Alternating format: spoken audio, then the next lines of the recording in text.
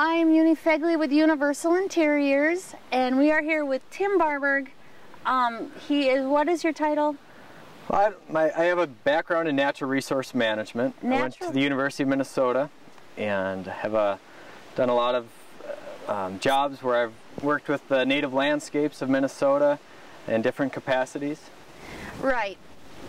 Tim is a good friend of mine. So last year I called him and I was interested in having some native Minnesota authentic prairie land, and how this kind of goes into the whole interior is because it almost, if you wanted to do this, you can almost have an interactive picture window.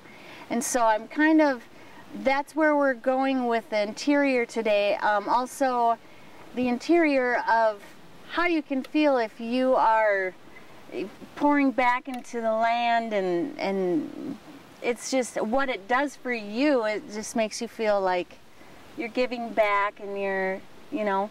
So I want to talk with you, Tim. What would the process be if I'm wanting to raise an awareness also of how this is important at your home? You do this all over the place. Do you want to talk about that a little bit? Sure.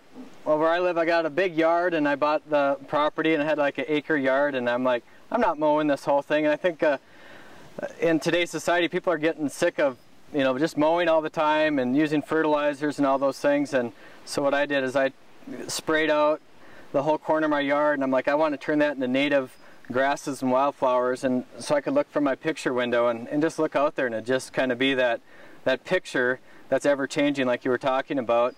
Just from my house I could see that. And so I started there in 2008, and I actually went out there last week with a notebook, and I just seeded my prairie and short dry mix and some other mixes, and I took a notebook and I counted the wildflowers that I had in my prairie that I seeded in 2008, and I have 29 different species of wildflowers already, and it's got purples and yellows and whites, you know, and so all these different hues of colors, and it's just fun just to watch that change over time, and just to see it from my window, and just to kind of understand how it develops over time. And it's a process, and there's no doubt about it. It's not for everybody. Done a lot of work with it in the cities, and you know, people have different expectations, and people don't like weeds, and they think it can look weedy. And the first couple of years when you're going to make a prairie, it might look kind of weedy because that's what comes up when you disturb the soil.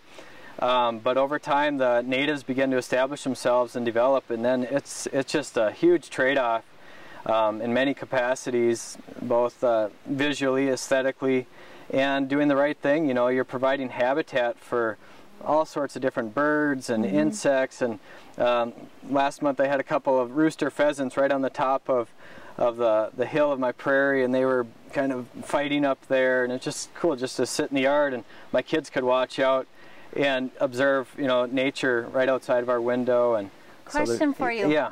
After years, you said you grew it, you planted it, you planted the seed when?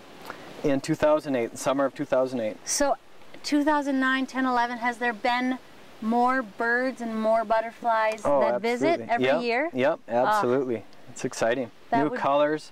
Because I have a background in it, I can identify the plants, you know, just having that experience, and so it's fun.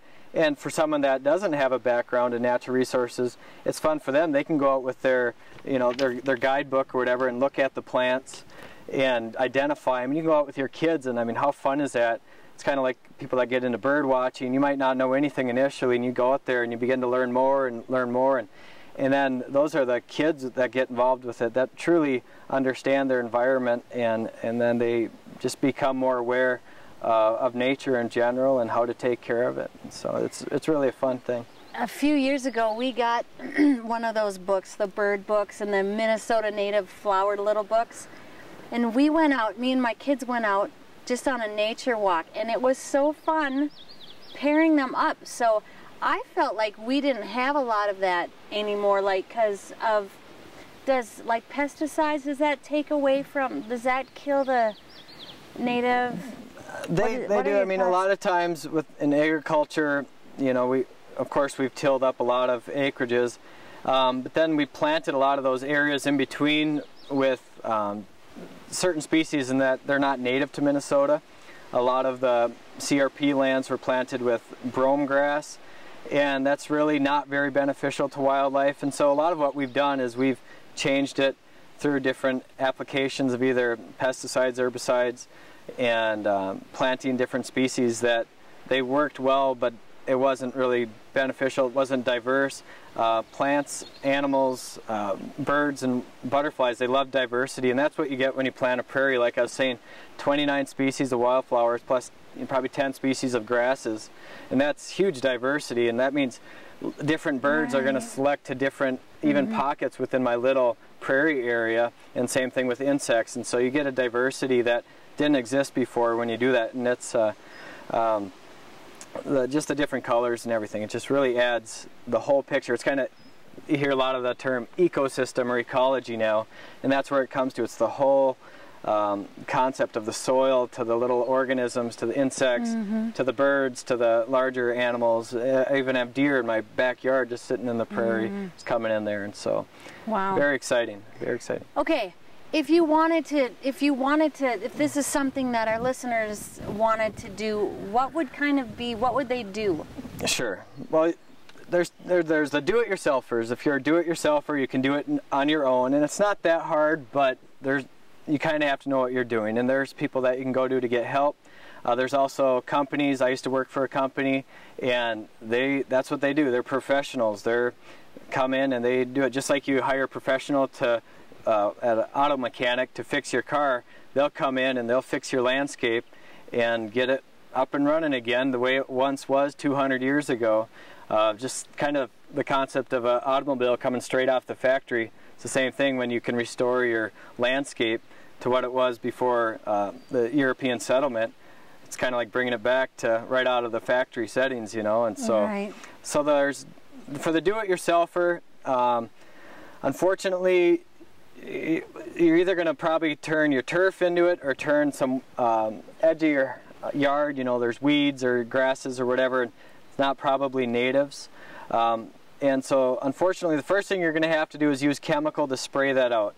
And that's what you're going to have to do. It'd be very hard to try to incorporate natives and get them to establish. There's ways of doing it, but you're not going to truly get the diversity, and you're probably not going to be happy with the results. So, unfortunately, that first year you're going to have to spray out what's existing, kill it off, and then at that point you can seed it. And then at that point, depends on where you're at, the different soil types, you may or may not have to use any chemical from that point on.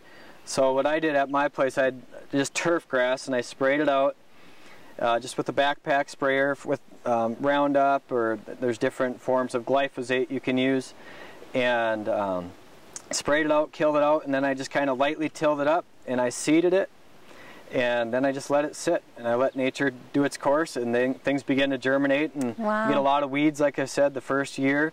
And you just keep those mowed. You know, you can use your mower and you just keep those mowed that first year, and if things are doing good that first year, you're going to get a solid blanket of black-eyed Susans and some yarrow, so it's going to be mostly yellow with some white.